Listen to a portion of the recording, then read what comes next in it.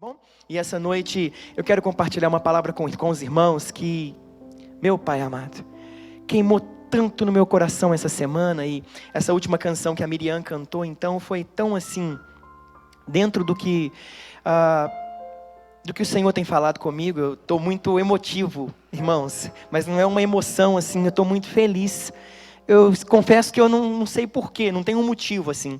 Eu diria um motivo, não aconteceu nada de diferente, a não ser depois que eu li essa palavra, como que o meu coração se encheu de esperança, ainda mais, de alegria e de desejo ardente.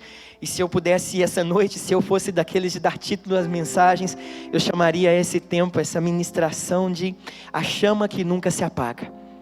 E eu queria compartilhar com os irmãos em Lucas capítulo 14, abra por gentileza a sua Bíblia aí na sua casa com a sua família. Você que tem filhos, dê a Bíblia para que eles abram também, ensine-os a abrir a Bíblia. Eu achei tão bonitinho hoje, a Monique fazendo o devocional dela com a Laura, e a Laura orando, repetindo a oração da Monique. Aquilo ali encheu tanto meu coração, e eu preciso ensinar aos meus filhos algumas coisas mais. E está dentro disso aqui que nós vamos compartilhar. Lucas, o terceiro dos evangelhos, capítulo 14. Nós leremos do verso 25 ao verso 35. Um texto demais conhecido de nós. E diz assim a santa palavra de Deus em Lucas, do 25 ao 35. Preste atenção, por favor. Certa vez ia com ele grande multidão. Voltando-se, disse-lhes: não aborrecer a seu pai, a mãe, mulher e filhos, irmãos e irmãs, e até mesmo a sua própria vida, não pode ser meu discípulo. Qualquer que não tomar a sua cruz e vier após mim, não pode ser meu discípulo. Se algum de vós está querendo edificar uma torre, não se assenta primeiro para fazer as contas dos gastos, para ver se tem com o que acabar? Para que não aconteça que depois de haver feito os alicerces, e não podendo acabar, todos os que vierem comecem a escarnecer dele, dizendo: este homem começou a edificar e não pôde acabar. Ou qual o rei que indo para a guerra, para combater com outro rei, não se assenta primeiro para calcular se com 10.000 pode sair ao encontro do que vem com ele contra 20.000, com 20.000? De outra maneira, estando outro ainda longe, manda embaixadores e pede condições de paz. Da mesma forma, qualquer de vós que não renuncia a tudo o que tem, não pode ser meu discípulo. Bom é o sal, mas se tornasse insípido, como restaurar-lhe o sabor? Nem presta para a terra, nem para o monturo, é lançado fora. Quem tem ouvidos para ouvir. Vamos orar mais uma vez? Amado, a tua palavra é alimento a nossa, é luz para o nosso caminho, é lâmpada para os nossos pés. Se conosco nessa noite, alegra os nossos corações, prepara as nossas mentes, pois o nosso espírito clama a ti. Fala conosco, como nunca antes até aqui. É o que pedimos encarecidamente em nome de Jesus. Amém. Graças a Deus. Irmãos amados, Jesus aqui, ele estava em um processo de exposição de muitas parábolas. Ele estava passando pela Pérea, não se sabe ao certo o lugar exato, mas sabemos que uma multidão o acompanhava. Muitas pessoas estavam com ele. Muitas pessoas andam com Jesus. Muitas pessoas seguem a Jesus, mas não são todas essas pessoas que de fato compreendem o ser discípulo de Jesus. Essa palavra de Jesus fala sobre o verdadeiro discipulado. É difícil para nós reformados falarmos de discipulado sem citarmos Dietrich Bonhoeffer, quando ele fala sobre a graça preciosa e a graça barata, em seu livro Discipulado. Um livro fantástico. Eu diria que é um manual também para o cristão compreender a graça de Deus, um manual para que o cristão também possa elucidar um pouco mais sobre o verdadeiro discipulado. Irmãos, o verdadeiro discipulado começa quando confessamos a Jesus como Senhor de nossas vidas.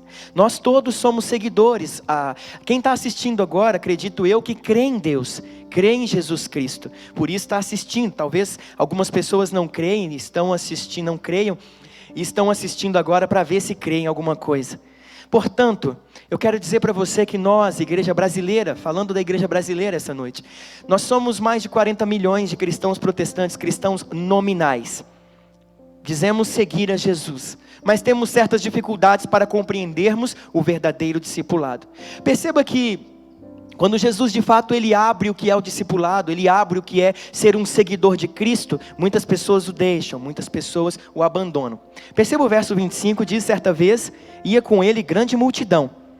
Voltando-se, disse-lhes, grande multidão o seguia. Assim como, abra por gentileza a sua Bíblia na sua casa, no Evangelho de João no capítulo 6, por favor. Evangelho de João no capítulo 6.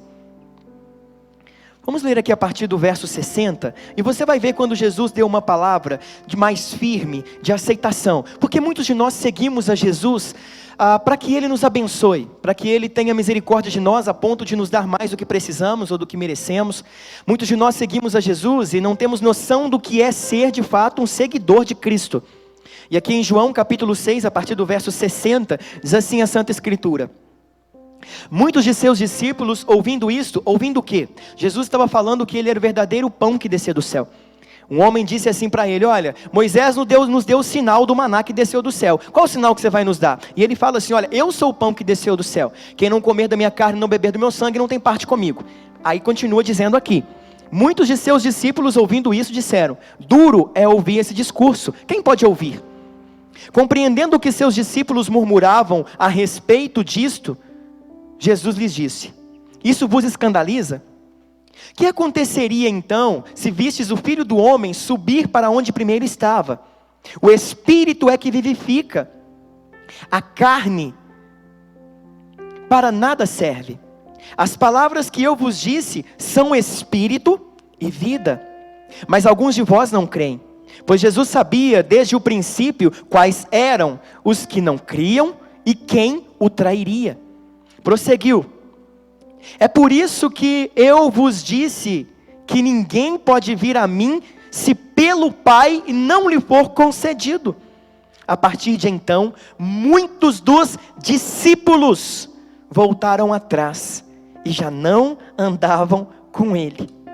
Então perguntou Jesus aos 12: não quereis vós também retirar-vos? Respondeu-lhe Simão Pedro: Senhor, para quem iremos? Tu tens palavra de vida eterna. Nós percebemos então que muitos discípulos seguem, mas nem todos irão até o final, porque o discipulado é árduo. Preste atenção, a salvação é pela graça. Efésios capítulo 2 verso 8. Pela graça sois salvos, isso não vem de vós, é dom de Deus e não das obras, para que ninguém se glorie. Agora perceba, somos salvos pela graça, nós não temos condições de fazer nada, nós não podemos ser salvos pelas obras que fazemos. O nosso jejum, vestir de pano de saco, andar descalço, ser bom, misericordioso, ajudar as pessoas, fazer doações, não, isso não pode salvar. Isso é uma obra para quem é salvo também, mas não pode salvar. Somos salvos pela graça, porém um discipulado tem um preço. Somos chamados a sermos discípulos de Cristo, atraídos pela graça, mas essa caminhada requer de nós um preço. Um preço que muitos julgam não existir.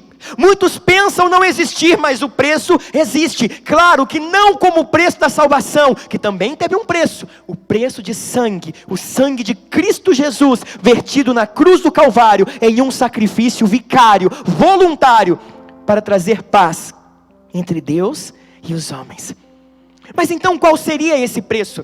Perceba como fala o texto: se alguém vier a mim, e não aborrecer a seu pai, e sua mãe, e mulher, e filhos, e irmãos, e irmãs, e até mesmo a própria vida, não pode ser meu discípulo. Por 3 vezes nessa perícope, Jesus usa a expressão, não pode ser meus discípulos. Para ser discípulos de Jesus, ele tem algumas exigências a fazer, e se nós não entendemos isso ainda, está na hora de rever o nosso conceito de cristandade. Perceba o que temos vivido em nossa nação. O povo está se voltando sim, mas está se voltando para poder receber a bênção de Deus e o livramento de um vírus. O povo não entende que Deus está de fato quebrando a patinha das ovelhas para que permaneçam diante dele, mas é necessário a renúncia.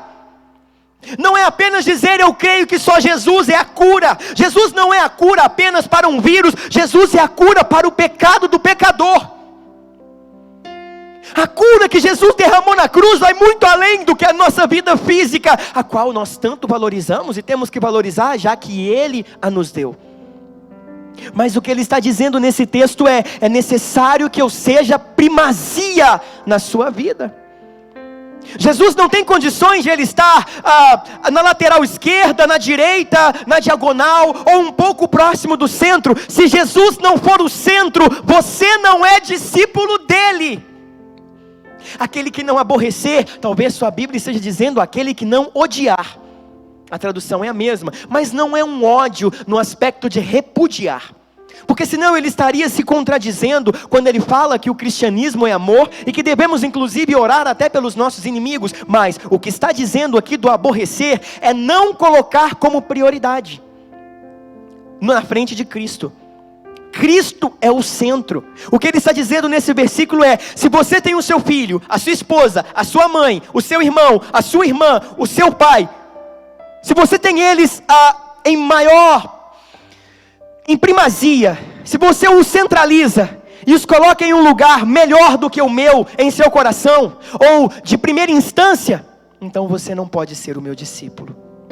Ser discípulo de Jesus é aborrecer até a própria vida. Ou seja, é não ter por ganho nem a própria vida. Por isso o apóstolo Paulo vai dizer: tenho por perda todas as coisas por amor a Cristo. Olha o que ele diz em Gálatas 2:20, fui crucificado com Cristo, assim já não sou eu quem vive, mas Cristo vive em mim. O que Paulo está querendo dizer com isso? Não são mais os meus desejos, não são mais as minhas vontades, não são mais os meus próprios sonhos, mas aquilo que Deus quer para mim. Esse é o meu alvo, esse é o meu foco, esse é o meu desejo, é por isso que eu me inclino, é para isso que eu vivo. Irmãos, ser um cristão ou ser um discípulo é saber passar pelas questões da vida, é saber compreender. Entenda uma coisa, preste atenção: o cristianismo desde sua origem, desde o seu início, sempre houve perseguições, sempre. A perseguição faz parte da cristandade, as dificuldades, as lutas fazem parte. Houve momentos de 200 anos, 300 anos de paz, mas depois voltava a onda de perseguição. Perceba que Estevão foi o primeiro mártir, registrado nas escrituras. Depois nós vemos Tiago sendo martirizado. Depois nós vemos André sendo martirizado. Tiago foi trespassado por espada. André, que levou Simão Pedro até a presença de Jesus, esse também foi morto, crucificado em uma cruz transversal. Daí a expressão cruz de Santo André. Nós vamos ver os demais discípulos como Paulo, segundo a tradição, tendo sido decapitado, e segundo a tradição cristã, em um momento que Nero perseguia Pedro e já tinha dado ordem para que matasse Pedro, alguns discípulos, segundo a tradição, disseram assim para Pedro: vai embora, Pedro, foge, poupa a sua vida. Pedro então, saindo da cidade, saindo de Jerusalém, em busca de abrigo, segundo a tradição, ele se encontrou com Jesus entrando na cidade. Ele então se ajoelhou e questionou: mestre, onde vais? Ele disse: vou ser crucificado de novo. Claro que é segundo a tradição, e claro que Jesus não estava falando literalmente, porque o sacrifício é um só. Uma vez crucificado, uma vez ressuscitado, porque senão ele mesmo se exporia ao vitupério, como diz o escritor aos Hebreus. Mas Pedro, segundo a tradição, compreendeu que Cristo falava dele. Pedro então deu meia volta, voltou para Jerusalém, foi capturado e foi crucificado de cabeça para baixo, por não se achar digno de morrer como seu Senhor. Em toda a história do cristianismo vieram situações difíceis, assim como no século XX, o Ocidente, após a Reforma Protestante, no século XX, o Ocidente viveu um tempo de calmaria, sem perseguição, pelo menos até antes da formação do Partido Comunista, que dizimou centenas de milhares de cristãos durante todo o século XX. Mas pense comigo e pare para poder refletir. Desde o início, no primeiro século, mais exato no ano 152, havia uma mulher chamada Felicidade. Ela tinha 7 filhos. Ela foi capturada e foi ameaçada. A história diz que disseram a ela: você nega e vive, ou você continua crendo e vai morrer você e os seus filhos. Ela disse assim para quem a capturou: viva, eu venci você. E se você me matar, eu venço mais ainda. Ah, irmãos, cada um dos filhos dela foi morto na frente dela. Com uma clava mataram 2, jogaram 2 do abismo, e outros 2 foram trespassados por espada. E depois a decapitaram. Mas ela não negou a sua fé. Por muito menos do que isso nós estamos negando, porque nos falta às vezes alguma coisa na mesa, ou porque perdemos um emprego ou coisa semelhante. Nós ainda não resistimos ao pecado, até o sangue, como diz o escritor aos Hebreus no capítulo 12. Aborrecer a pai e mãe é não colocá-los como primazia em nossa existência, não colocar os nossos filhos. Irmãos, só Deus sabe como eu amo os meus filhos e a minha esposa, mas eles não têm um altar no meu coração. Só Jesus pode ter. No versículo 27, Jesus diz assim: qualquer que não tomar a sua cruz e não vier após mim, não pode ser o meu discípulo. O que é tomar a cruz de Cristo? Tomar a cruz, irmãos, tem alguns significados para nós. O primeiro, de fato, nós sabemos que a cruz era um instrumento do martírio. Então, o condenado, ele tinha que pegar o patíbulo, que é a parte transversal da cruz, e levá-lo até o lugar de seu martírio, como Jesus o fez, subindo ou caminhando pela via dolorosa até o alto do Gólgota, no Calvário.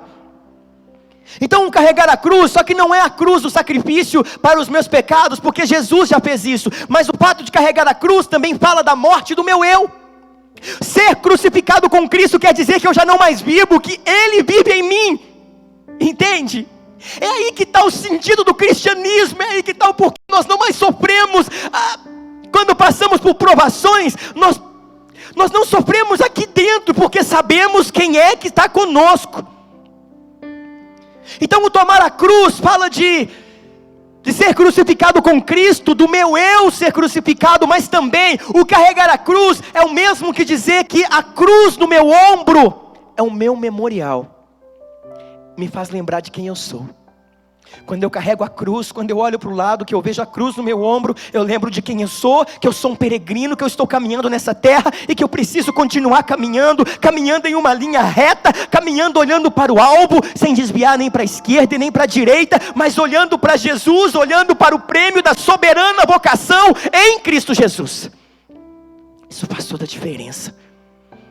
Entender quem nós somos, entender o discipulado verdadeiro. Então, se você não carrega a cruz de Cristo, se você não entende que um cristão passa dificuldades, mas ele não pode titubear, ele não pode colocar outras coisas no centro, ele tem que continuar crendo em Cristo Jesus. Olha para a história, ele manda a gente avaliar, preste atenção, versículo 28, se algum de vós está querendo edificar uma torre, não se assenta primeiro a fazer as contas dos gastos, para ver se tem com o que acabar.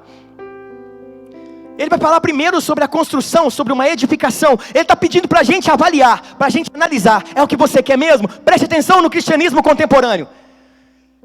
Vai para a igreja, irmão, porque lá você vai receber a bênção que você precisa. O seu casamento vai ficar uma bênção. A sua vida financeira vai dar um salto. Vai para a igreja porque você vai ser curado. Ele vai livrar você das drogas. Vai para a igreja. Ele pode fazer sim todas essas coisas. Mas Ele está pedindo para a gente poder avaliar o estilo de vida que a gente vai passar a levar. E como eu faço essa avaliação? Por que nós somos cristãos que não conhecem o cristianismo? Por que nós somos evangélicos que não conhecem o evangelho? Mas existe uma chama, irmãos, que brota dentro de nós a partir de quando confessamos a Cristo. Perceba que o que foi cantado aqui sobre a grandeza de Deus, perceba que o que foi cantado aqui sobre o Espírito Santo que nos sustenta, que é aquela chama que queima dentro de nós, é isso que faz a gente passar pelas lutas que temos enfrentado. Tudo começou no Pentecoste, irmãos. Os discípulos não saíram para a luta, não saíram para pregar, eles não saíram para poder fazer o que tinha que fazer antes de serem cheios do Espírito Santo de Deus. Antes de ser cheio do Espírito Santo de Deus, os meus filhos são o centro. Antes de ser cheio do Espírito Santo, a minha esposa é o centro. Antes de ser cheio do Espírito, o meu trabalho é o centro, a minha igreja é o centro, o meu cargo é o centro. Mas quando eu sou cheio do Espírito Santo, Jesus é o centro. Porque o Espírito nos revela quem Ele é. O Espírito nos revela a obra que Deus fez do princípio, a obra de Cristo na cruz. O Espírito nos revela o porquê estamos passando por isso, e temos que nos manter firmados no Senhor. É o Espírito quem sustentou os nossos pais na fé. Por isso talvez Tertuliano tenha dito: o sangue dos mártires é a semente do cristianismo. Para avaliar o cristianismo dos cristãos, o cristianismo de Cristo é um cristianismo de entrega. É um cristianismo que não se ufana, não se ensoberbece. É um cristianismo que se entrega por Cristo para outros. O sangue dos mártires ser a semente do cristianismo, está dizendo que o sangue dos mártires servem de adubo para que brotem novas sementes. Não foi isso que Jesus quis dizer, falando de sua própria morte? Que a semente tem que morrer para que possa germinar e dar muitos frutos? Amados e queridos irmãos, avaliar a edificação, avaliar a construção, avaliar o que eu vou construir, tem a ver com conhecer a minha história. E quando eu leio sobre a minha história, eu vejo irmãos que se entregaram em bois de bronze, como aconteceu no segundo século. A perseguição nos 3 primeiros séculos, principalmente a partir do ano 64, foi brutal, foi sanguinária, foi sangrenta. A perseguição, antes disso, teve Estevão martirizado, Paulo capturou alguns, os fariseus mataram outros. Eram situações esporádicas e um pouco mais espalhadas. Mas depois do ano 64, quando Roma incendiou e Nero colocou a culpa nos cristãos, começou-se então uma perseguição em cadeia, matando tanto cristão. Foram quase um ano, 365 dias quase de festa, em comemoração ao Coliseu. Para isso, centenas de milhares de cristãos foram utilizados como iscas para alegrar pessoas dentro daquele Coliseu, soltando férias esfaimadas da Líbia, que os devoravam vivos, que arrancavam os filhos dos braços das mães. Mas Jesus, entrelaçando os seus braços, cantavam louvores a Deus, mesmo no meio do Coliseu. Diziam que para eles o viver era Cristo e o morrer era lucro. Somente depois do 3º século, final do 3º século, início do 4º século, quando a igreja se uniu ao Estado, é que veio uma suposta paz.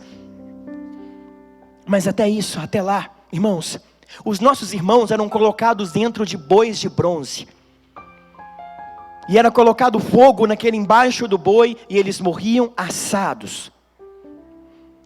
Os nossos irmãos morreram das piores mortes que os irmãos podem pensar. No ano 303, já no 4º século, Constantino vai abolir a crucificação. Já não pode mais matar pessoas crucificadas. 313, ele já se une à igreja, a igreja agora passa a ser o centro do Estado. 325, agora o primeiro concílio, o concílio de Niceia, agora passa a existir de fato a igreja unida ao Estado. Mas as coisas continuam pegando para frente, até chegar no período das trevas, do 11º ao 15º século.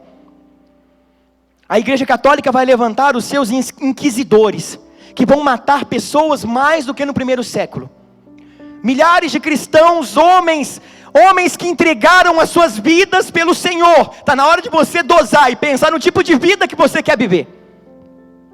Eu não estou dizendo, como eu disse outro dia, eu não estou dizendo que todos nós morreremos como mártires, mas todos nós devemos viver como mártires, entregando as nossas vidas ao Senhor. John Wycliffe morreu, Jerônimo Savonarola são pré-reformadores, também morreu, todos eles pregando o evangelho sem negar a sua fé. John Hus morreu queimado, enforcaram ele, depois queimaram ele. E aí vem uma onda de paz no ano 1555, no reinado de Isabel. Na Inglaterra passa a ter um período de paz, um pouco período. Assim aconteceu, irmãos, Século XVI, século XVII, no século XVIII muitas pessoas morreram também. No século XX, dizem algumas pessoas que morreram mais cristãos perseguidos e assassinados no século XX do que nos outros anos passados, nos outros séculos passados. O comunismo matou milhares de cristãos pelo mundo. O Ocidente ainda viveu um tempo mais tranquilo. Mas agora, nós já estamos vendo algumas coisas acontecerem no mundo. O cenário está mudando. E se entrarmos, nós temos pedido tanto a Deus um avivamento. E se esse avivamento tiver que acontecer num período de perseguição ao cristianismo? Estamos prontos? Ou preferimos viver um tempo de mornidão, mas sem perseguição, sem nada? Não, irmãos. Deus vai cumprir o plano dele sobre as nossas vidas. Você quer saber quem é você? Você quer ser cristão de verdade? Então senta e faz a conta. Porque se você não tem feito, não tem colocado Jesus no centro, não tem carregado a cruz, você não é discípulo de Jesus. Por isso você está sofrendo tanto nessa pandemia, por isso que você está tão desesperado com tudo. Não é porque falta confiança, é porque você nunca foi cristão. Senta para poder medir, senta para poder pensar se você vai conseguir terminar a edificação. Porque o alicerce está pronto. O alicerce é o próprio Cristo. A igreja é fundamentada sobre ele. Por isso 1 Pedro capítulo 2 diz que ele é a pedra de esquina, é a pedra angular, é a rocha. Irmãos, você quer saber um pouco de como viveram os heróis da Bíblia? Na galeria dos heróis da fé, fala um pouco no final. Hebreus capítulo 11, a partir do verso 32. Por gentileza, se você puder abrir a sua Bíblia aí na sua casa, por favor, irmãos.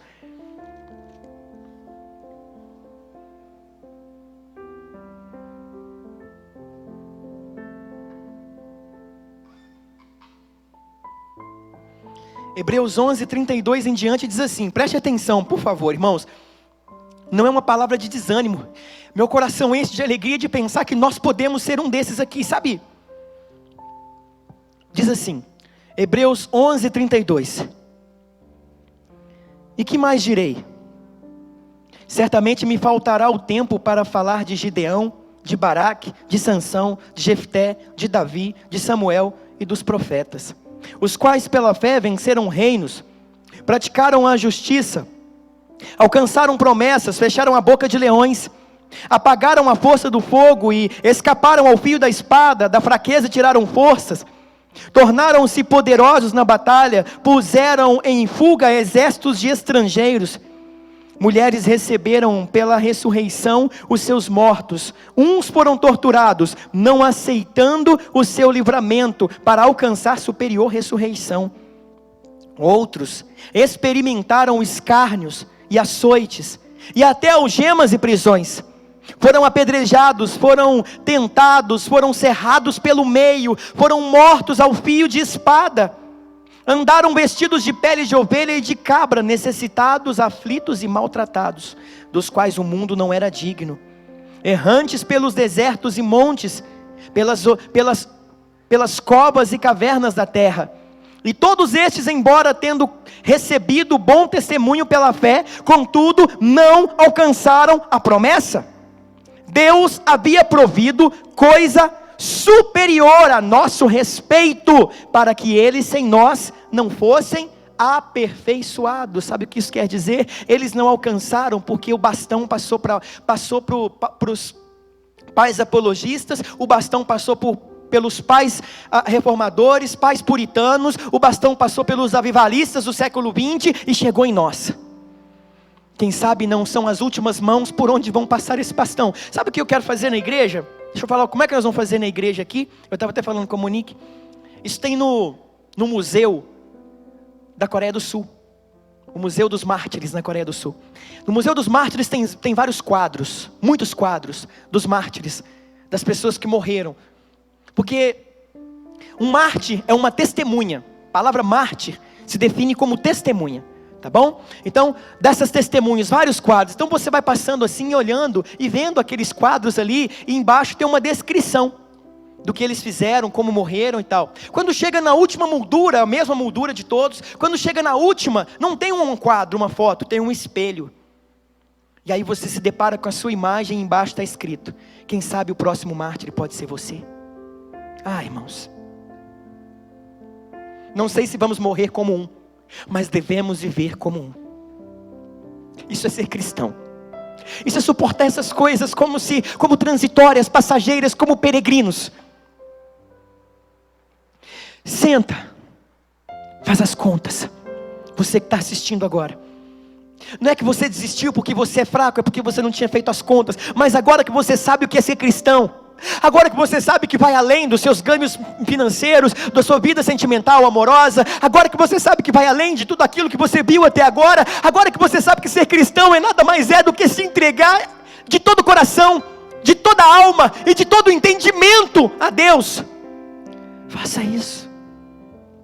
Quem está ouvindo essa palavra, Deus não está repreendendo e dizendo, vocês todos estão fora, não. Ele está dizendo, entendam o que é ser testemunha, entendam o que é ser testemunha e sejam minhas testemunhas. Não é o que ele diz em Mateus 28? E ser-me-eis testemunhas, em Atos capítulo 1, versículo 8, melhor dizendo, e ser-me-eis testemunhas em Jerusalém, Samaria, Judeia e aos confins da terra. Testemunha de Cristo, sabe o preço que vai ter que pagar em abnegação. É o que nós temos que ensinar aos nossos filhos. Como, meu filho, como do bom e do melhor, ande no melhor carro, vista a melhor roupa, esteja na melhor casa, mas quando Deus quiser tirar, aprenda a viver. É o que Paulo disse, eu sei viver na abastança, eu sei viver na dificuldade, eu sei viver do lado de fora, eu sei viver na quarentena, eu sei sair na rua, eu sei ficar dentro de casa, eu sei congregar numa igreja virtual por enquanto, eu sei andar no meio dos irmãos, eu sei participar do culto pela internet, eu posso todas as coisas daquele que me fortalece. Essa é a palavra para o discípulo de Cristo. Mede as consequências, e não são consequências trágicas, são consequências de glória, glória a Deus. Ele fala sobre a edificação, e depois a segunda parábola que ele fala sobre o exército, que ele diz assim, nenhum rei sai contra o outro com 10.000 homens, a fim de lutar contra 20.000, não, primeiro ele vai mandar algumas pessoas, alguns diplomatas para conversar, para poder resolver a situação, para que haja paz, tranquilidade, para que não haja morte, porque ele sabe que vai perder. Nenhum rei faz isso, é o mesmo sentido da outra, só que agora ele usa uma expressão de guerra. Cristianismo é uma edificação, é uma construção.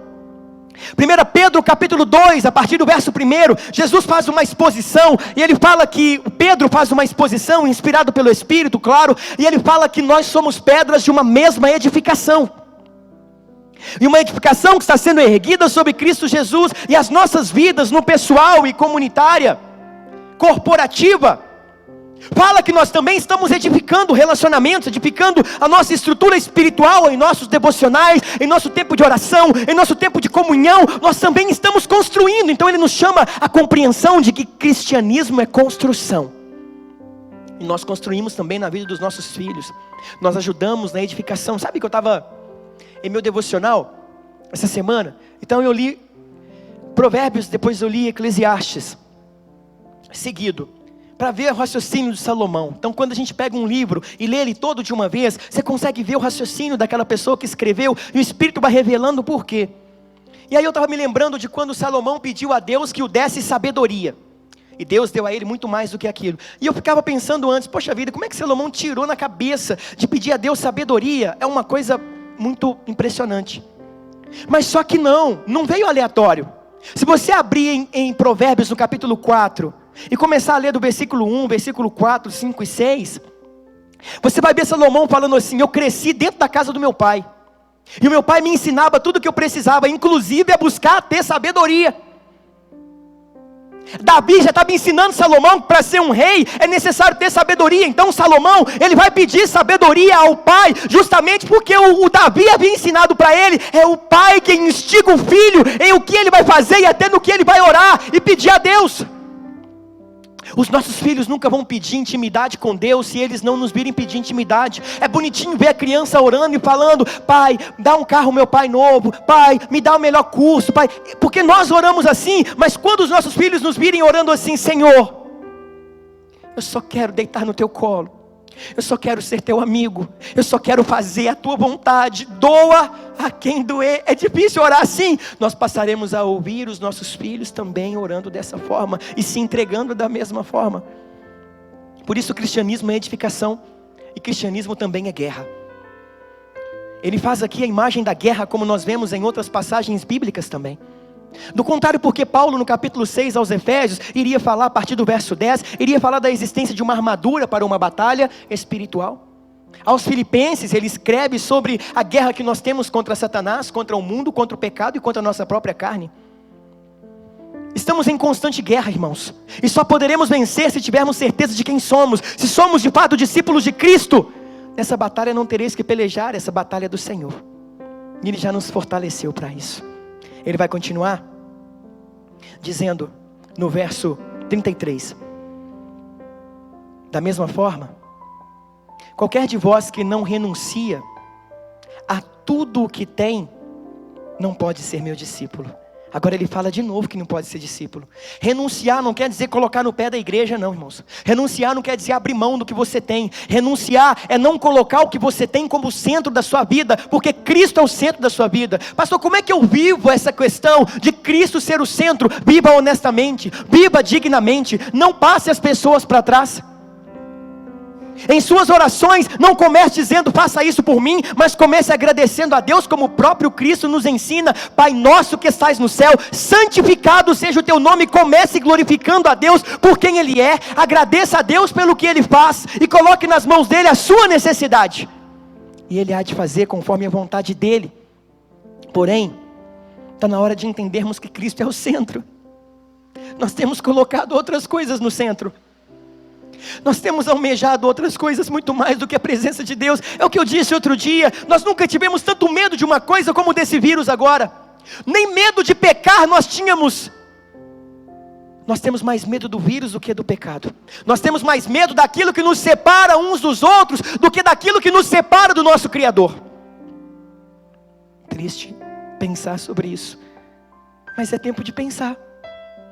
É tempo de saber se eu sou discípulo. E esses dias, refletindo na minha vida, sentado com a Bíblia na mão, lendo a palavra, eu ficava pensando, eu não sou nada mesmo. Eu sou muito mais frágil, emocional e espiritualmente do que eu imaginava.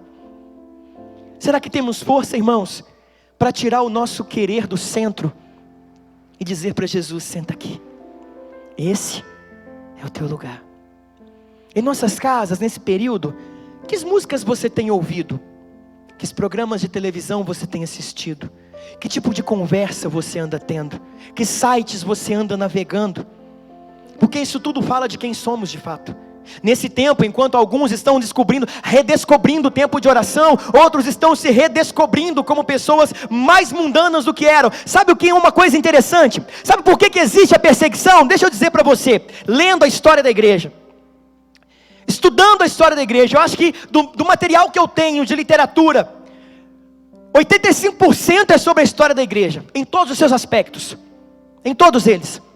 E em todos eles, cada livro que eu li, cada linha que eu li, tendo obviamente como suprassumo do meu aprendizado a Santa Escritura, eu entendi uma coisa com relação à perseguição e com relação ao martírio. É o seguinte, a perseguição vai fazer com que cristãos verdadeiros abracem a Cristo e se tornem discípulos, mas também vai fazer com que os cristãos mentirosos se afastem, vão embora. Percebe no capítulo 6 de João que lemos, versos 66 ao 68, que é mais específico, quando diz que muitos deixaram de seguir a Jesus depois dali? A palavra foi dura, a perseguição é dura, a quarentena é dura. A quarentena vai trazer pessoas para perto de Jesus, mas depois que terminar, muitas vão se afastar ainda mais, porque vão querer recobrar o dinheiro que perderam durante esses dias. Sabe, irmãos, muitos vão abandonar. Olha pelo que você tem feito, olha as canções que você tem ouvido. Pastor, eu ouço música mundana, mas não tem nada a ver. Não tem mesmo, não vai te mandar para o inferno, mas também não te aproxima de Deus. Não aproxima. Pastor, eu ouvi essa musiquinha aqui, assisti isso, tem nada a ver, pastor, isso aqui não vai me mandar. Eu tenho segurança da minha vida com Deus. Todo mundo que está em crise diz a mesma coisa, mas também não te aproxima de Deus, também não te faz pensar em Deus, também não inclina o teu coração a bater na direção de Deus.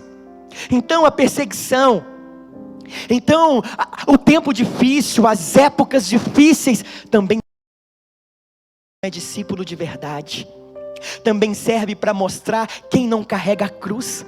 também serve para mostrar quem não anda após Jesus. Porque é nesse tempo em que tiram de nós aquilo que lutamos a vida toda para ter, é que nós vamos ver se nós vamos parar e dizer: o Senhor me deu, o Senhor levou, bendito seja o nome do Senhor. Vamos dizer isso caso percamos alguma coisa, como disse Jó. Porque uma coisa é pregar sobre Jó, outra coisa é viver o que Jó viveu. Uma coisa é falar da felicidade dessa mulher, outra coisa é falar da Ágata também, que morreu da mesma forma, outra coisa é falar de outros mártires do cristianismo, a outra coisa é vivermos o que eles viveram. Uma coisa é falar de William Tyndale, outra coisa é falar de Jerônimo Savonarola, falar do período das trevas, quando John Wycliffe, Pedro Valdo estavam ali lutando e pregando o evangelho. Uma coisa é falar sobre a peste negra no período da Idade Média, a outra coisa é falar sobre o coronavírus e os nossos dias. Uma coisa é dizer eu quero ser como John Wesley, uma coisa é dizer eu quero ser como John Wycliffe, como George Miller. A outra coisa é orar 8 horas por dia como eles oravam. A outra coisa é orar 100 anos ininterruptos, 24 horas no mesmo lugar como os irmãos morábios oravam. Uma coisa é a gente querer ser um Martinho Lutero e querer anunciar a verdade e a pregar, a fixar teses nas portas das igrejas hereges, que nós julgamos ser hereges. A outra coisa é você entender o que é arrependimento, entender o que é pecado, entender o sacerdócio universal de todos os crentes e se posicionar como um cristão legítimo, abrindo mão de tudo aquilo que não agrada a Deus.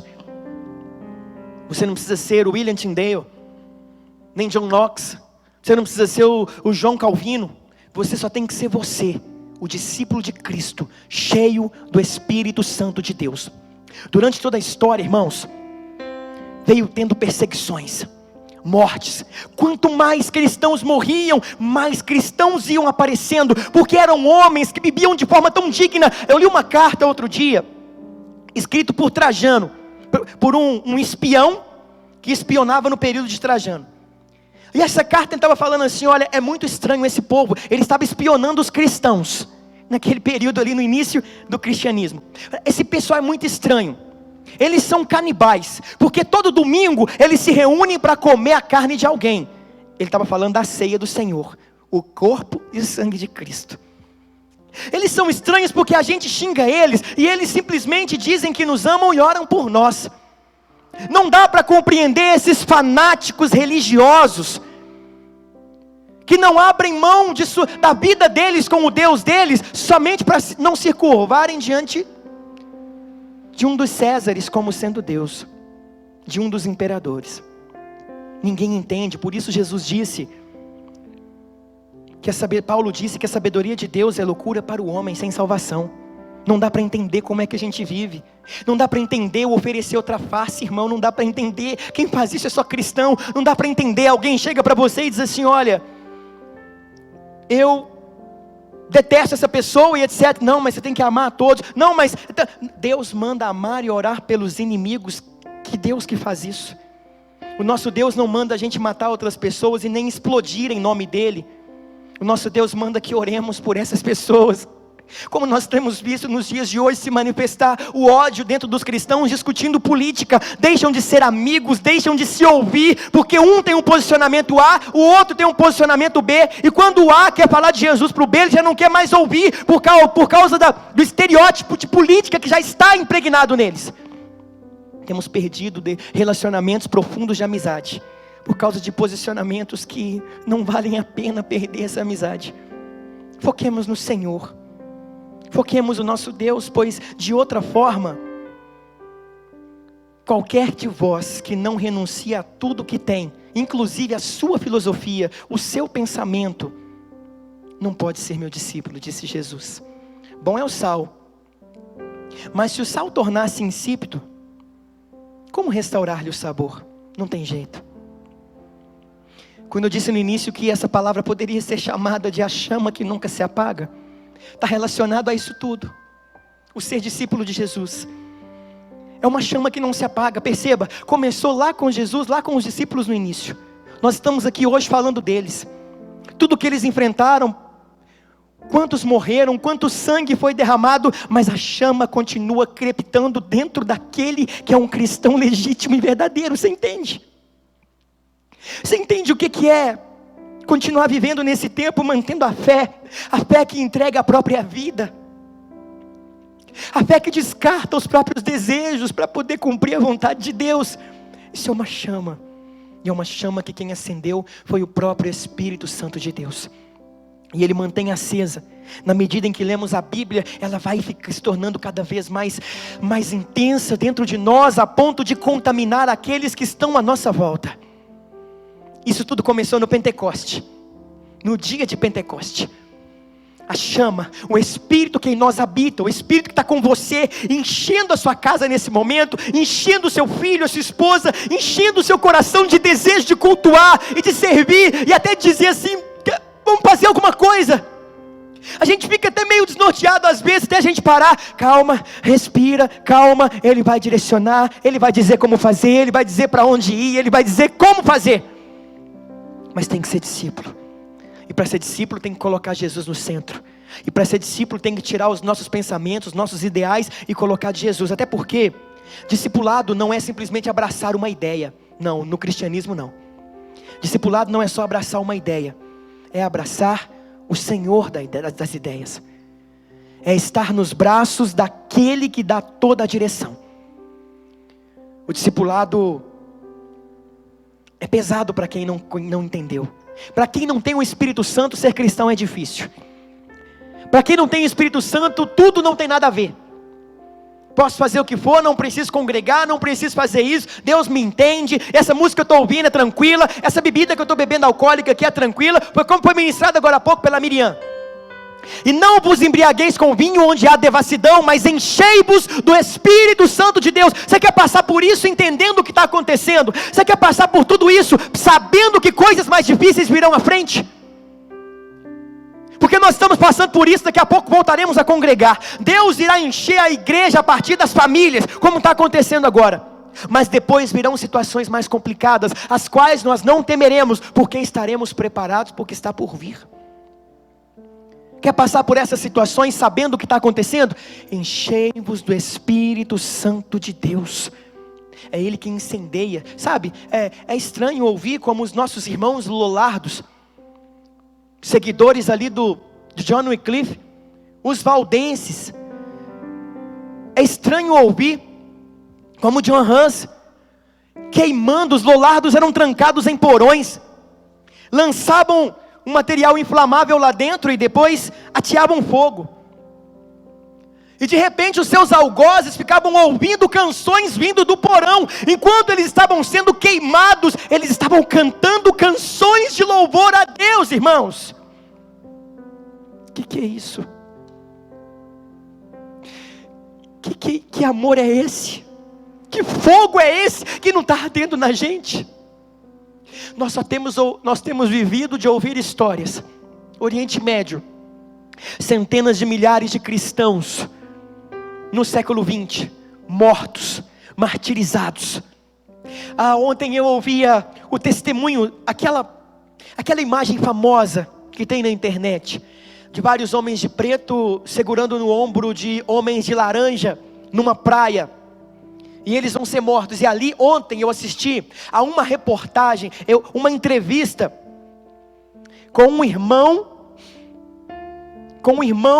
de um dos martirizados lá, que estava de laranja. E o repórter, o homem que estava entrevistando, cristão, ele é cristão, esse irmão dele, o que morreu era cristão, todos aqueles de laranja eram cristãos, por isso morreram. E o irmão de um daqueles de laranja estava no telefone falando com o entrevistador, e ele dizia assim: como é que você está? Ele respondia assim, em árabe, ele dizia assim: é muito bonito, nós não vou dizer para você que nós estamos aqui saltando de alegria, mas nós estamos felizes, porque o meu irmão é um exemplo para nós. O meu irmão, ele morreu pelo nome de Jesus, ele é um exemplo para nós. Aí o repórter perguntou assim, o entrevistador: e como a sua mãe está? A minha mãe, ela não está dando saltos de alegria, mas ela está orgulhosa pelo meu irmão não ter negado a Jesus. Irmão, a gente ouviu uma entrevista dessa, irmão. Aí, ele falou assim: se a sua mãe saísse à rua agora e encontrasse um dos algozes do seu irmão, alguém do EI, do Estado Islâmico, o que ela diria? Ele disse assim: engraçado você me perguntar isso, porque eu fiz a mesma pergunta para minha mãe. E sabe o que ela me respondeu? Ela me respondeu assim: eu sairia à rua e convidaria eles a entrar na minha casa, porque eles mostraram para o meu filho a porta do céu. Eu vou mostrar para eles a porta da minha casa, e mostrar para eles por que porta meu filho entrou, e como eles aumentaram a nossa fé, matando meu filho. Eles aumentaram a nossa fé. Ai, irmãos,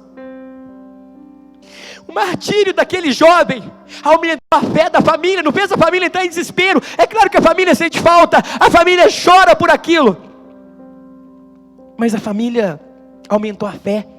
A família disse assim: peraí, se ele morreu sem negar, então nós também devemos morrer sem negar. Isso é ser discípulo, isso é ser testemunha, isso é viver como um mártir. Se o sal não der sabor, nem presta para a terra, nem para o monturo, é lançado fora. Quem tem ouvidos para ouvir, ouça. Se o sal não der sabor, o que ele está dizendo? É lançado fora. Ele está falando daquele que não consegue colocar Cristo no centro, é lançado fora. Aquele que coloca pai, mãe, irmão, irmã, namorado, namorada, carro, casa, bens, estrutura de vida financeira, econômica, acadêmica, que se colocar no lugar de Cristo, é lançado fora, porque não dá sabor. Não dá sabor. Não pode ficar. Aqueles que estão blasfemando dentro de casa agora, dentro dos quartos, por que Deus está permitindo isso? Por quê? Para você se lembrar dele, pelo menos nesse momento, para que o cristianismo seja cada vez mais incandescente, porque essa chama não se apaga. Não se apaga. Se tem algo que alegra o meu coração, é saber que é impossível tirarem de nós aquele em quem nós cremos. Tirem tudo da gente. Tirem família, tirem o prédio, tirem dinheiro, tirem casa, tirem nossas próprias vidas, mas não tirarão o Senhor das nossas almas, o Senhor da nossa existência. E é isso que temos que ensinar para os nossos filhos, que eles talvez não morram como mártires, mas que vivam como um, dispostos a morrer por Cristo. Eu queria que você aí na sua casa nesse momento fechasse os seus olhos por um instante. Eu pedi aos meninos para cantar uma música. Eu gosto de muitas músicas, eu amo música, irmãos, amo. Mas tem duas que eu tenho um carinho assim, não um carinho, né? Um amor, que é quão grande é o meu Deus.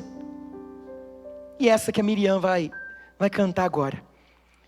E eu queria que você prestasse atenção na letra, porque essa é a nossa história.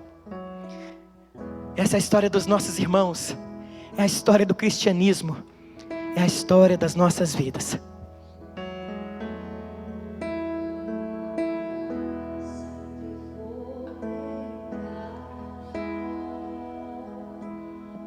Coragem, amor, a firmeza e vontade, a fé e devoção. Na igreja do tempo de Paulo, de Pedro e João, que enfrentaram a fúria de Roma, mas nunca negavam tua fé de cristão. É um exemplo para mim, verdadeira lição.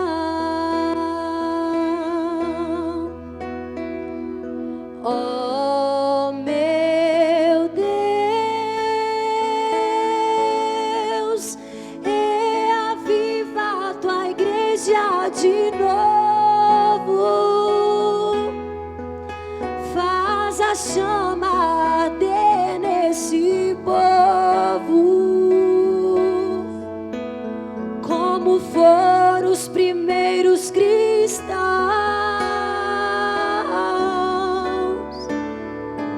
Oh, meu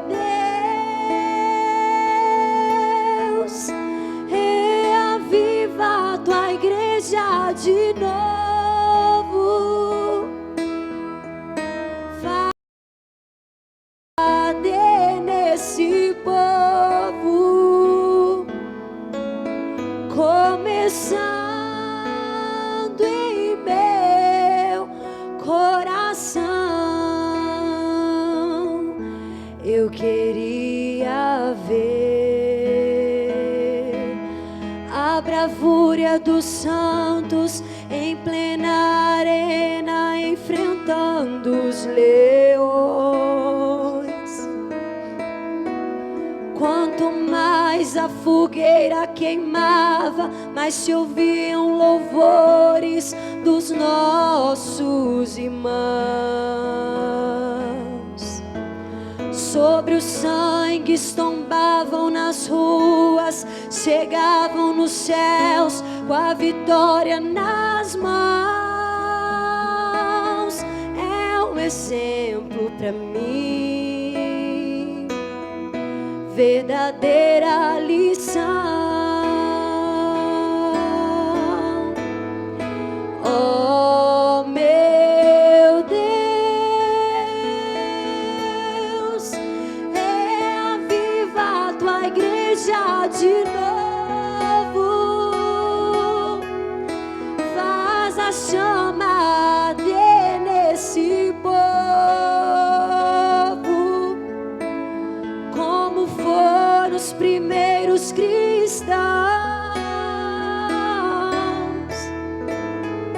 Oh meu Deus, reaviva a tua igreja de novo, faz a chama arder nesse povo, começando em meu coração.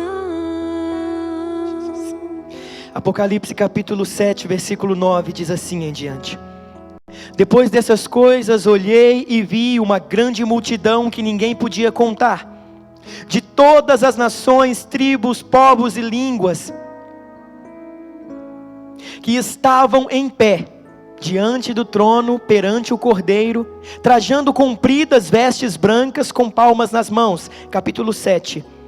Clamavam com grande voz: salvação ao nosso Deus, que está assentado no trono, e ao Cordeiro. Todos os anjos estavam em pé ao redor do trono e dos anciãos e dos 4 seres viventes, e prostraram-se diante do trono sobre os seus rostos e adoraram a Deus, dizendo: amém. Louvor e glória e sabedoria e ação de graças e honra e poder e força ao nosso Deus para todo o sempre. Amém. Então um dos anciãos me perguntou: estes que estão vestidos de branco, quem são eles e de onde vieram? Respondi-lhe: Senhor, tu o sabes. Disse-me ele: estes são os que vieram da grande tribulação, e lavaram as suas vestes e as branquearam no sangue do Cordeiro. Por isso estão diante do trono de Deus, e servem de dia e de noite no seu templo. Aquele que está sentado sobre o trono estenderá o seu tabernáculo sobre eles. Nunca mais terão fome, nunca mais terão sede, nem sol, nem calor algum cairá sobre eles, pois o Cordeiro que está no meio do trono apacentará e os conduzirá às fontes das águas da vida, e Deus lhes enxugará dos olhos toda a lágrima. Senhor, onde estiver um cristão de verdade, acende de novo a chama no coração dele, ilumina de novo a mente dele, faz-o olhar em volta e perceber tudo o que está acontecendo. Os sinais estão se cumprindo, mas nós não somos daqueles que retrocedem, nós somos daqueles que seguem adiante, porque na nossa frente tem um general, atrás de nós ficam apenas cinzas. O Senhor é o nosso Deus, é o nosso pastor, o Senhor é o grande El Shaddai, é o Yahvé, o Senhor é o Deus das nossas vidas, Senhor e Salvador de todos nós. É o Senhor a quem nós seguimos, é o Senhor a quem nós servimos. Não importa o que vier, continuamos e continuaremos no Senhor. Oramos para que seja extirpado esse mal, mas sabemos que por causa do pecado da humanidade, coisas difíceis virão. Então o nosso pedido maior nessa noite é: sustente a nossa fé, sustenta a nossa vida, segura-nos firme, Pai, porque nós iremos até o fim. Nós não iremos desistir agora, nós iremos até o fim, porque o Senhor nos separou como guerreiros. Nós já olhamos, vimos a nossa história, vimos todas as coisas acontecendo, mas quer saber de uma coisa? É melhor no meio da guerra com o Senhor, do que no alto de uma montanha sozinho, sem ninguém. É melhor estar no deserto com o Senhor, do que no paraíso sem o Senhor. Até porque eu sei que o céu, Pai, só é céu porque o Senhor, o paraíso só é paraíso porque o Senhor está sentado no trono, no meio dele. Obrigado por ser o nosso Deus, por nos sustentar. Nós não somos daqueles que retrocedem. O Senhor colocou em nós um olhar diferente, um sentimento diferente. Nós somos os aguerridos do Senhor. Nós somos aqueles que não vão parar agora. Cumpriremos tudo aquilo que nascemos para cumprir. Não vai passar esse tempo sem que a tua palavra se cumpra em nossa vida. E nós, no final, vamos dizer: está consumado. Cumprimos o que viemos cumprir, fizemos o que viemos fazer. Nós só não iremos antes de cumprirmos tudo aquilo que o Senhor nos disse para cumprir. Se conosco, hoje e para todo sempre. Nós hoje passaremos uma noite com muito mais alegria e muito mais certeza de que nada foge ao teu controle. Somos teus discípulos, estamos carregando a nossa cruz, temos tudo que o Senhor nos deu, mas o Senhor é o centro de toda a nossa vida. O Senhor é tudo, em todos. Por isso te louvamos em nome de Jesus. Amém. E graças a Deus. Irmão querido, queria que você estivesse aqui para me te dar um abraço. Queria que você estivesse aqui para a gente orar junto. Você que está afastado dos caminhos, o Senhor está na hora de voltar. Deus te chama nessa noite a retornar para a presença dEle como um discípulo, como um cristão. Você que está no caminho do Senhor, que é um cristão, mas que anda disperso, distraído, e que talvez ouvindo uma palavra mais dura vai deixar o caminho do Senhor, pensando que não está deixando. Eu posso deixar isso aqui, mas está tranquilo, eu estou com o Senhor está comigo. Não, está na hora de firmar o seu passo, apertar o seu cinto e se preparar para seguir em frente. Está na hora de recobrar a nossa fé. Irmãos, nós somos a resposta para essa geração. Os irmãos vão se lembrar, preguei muitas vezes aqui, dei muitos exemplos sobre John Wesley. Como os discípulos de Wesley, em períodos de dificuldade na Inglaterra, saíam às ruas para poder pregar o Evangelho enquanto todos se escondiam. Lembram-se disso? Pois é. Nós vamos fazer o que agora? Irmãos, estou programando um culto ao ar livre. Estou sonhando em fazer um culto naquela praça ali com o nosso coral. Com todo o nosso coral, todo mundo junto, num domingo à noite. Todo mundo ir para lá. Sabe? Eu estou querendo fazer tanta coisa, irmão. Sabe quando a gente fica daquele jeito? Pois é. É assim. Então se prepare, porque tem tanta coisa. A gente tem que ir para as UPAs, a gente tem que ir para os hospitais daqui a pouco para poder anunciar. Você já viu tanto de gente chorando, o desespero que está na vida desse povo? Nós não podemos nos esconder agora. Deus vai nos dar estratégia de forma segura de irmos consolar essas pessoas com a palavra do Evangelho. Nós temos que ter sabedoria. Não fique desesperado aí e comece a sair agora não, porque senão a coisa pode ficar mais complicada. Peça a Deus direção e sabedoria e aguarde, porque nós vamos dar notícia para você do que é que nós vamos fazer para que o nome do Senhor seja glorificado e para que essas pessoas sejam consoladas em nome de Jesus. Amém? Vamos orar nesse momento para que você possa agora ir para o quarto da sua casa, ir para a sua cozinha, né? Sair da sala, ir para a cozinha, tal, fazer alguma coisinha aí. Vamos orar para que Deus nos dê a melhor semana das nossas vidas até aqui. Essa vai ser semana de boas notícias, semana de confronto com o Senhor, semana de preparar os nossos espíritos para o encontro com o nosso Senhor. Pai, agradecido estamos essa noite por estarmos aqui em congregação, com pouquíssimos irmãos aqui, mas com uma multidão espalhada pelo mundo afora. Quão grande é o Deus a quem nós servimos, quão amáveis são os teus caminhos. O Senhor está fazendo brotar tanta coisa dentro de nós, que o Senhor nos dê tempo então de fazer isso tudo, né? De colocar para fora esses projetos, esses sonhos, esses planos. Se o Senhor está plantando é porque eu creio que haverá oportunidade para que isso se cumpra. Eu peço ao Senhor pela vida de cada um dos irmãos, técnico de som, de mídia, os meninos do louvor, Eu agradeço ao Senhor pela vida dos pastores que não estão aqui, que estão em casa nos assistindo, de cada irmão, cada irmã, cada líder, cada pastor da região do Barreiro. Que voltemos diferente, confrontados, que a missão de Deus vá agora tomar uma velocidade maior. Nós não morreremos simplesmente porque, não, mas porque somos do Senhor, e não importa como vamos morrer. A questão não é como vamos morrer, é para onde vamos, e nós sabemos para onde, né, Pai? Vamos voltar para casa, estamos no Senhor, confiantes, que essa seja a melhor semana das nossas vidas até aqui, em nome do Teu Filho amado Jesus, e que a bênção de Deus Pai, a graça de Deus Filho e as consolações do Santo Espírito seja com cada um de vós, hoje e para todo sempre. Amados irmãos, que Deus vos abençoe.